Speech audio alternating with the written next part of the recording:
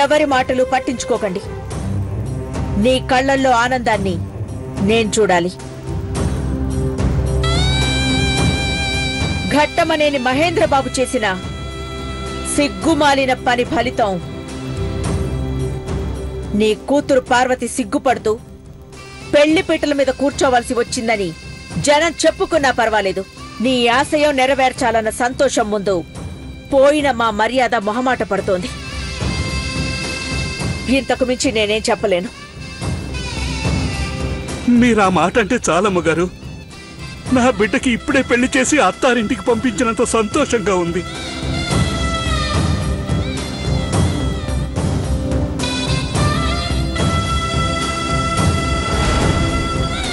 మీ చేతులతో, మీ దయతో, మీ ఆశీర్వాదంతో మీ ఇంట్లో నా కూతురు పెళ్లి. చాలా చాలా అదృష్టవంతుడమ్మగారు. అమ్మా, పార్వతికి తగ్గ సంబంధం చూడాలని 15 కంపెనీలకు మెమో రిలీజ్ చేస్తానమ్మా. All the best to all.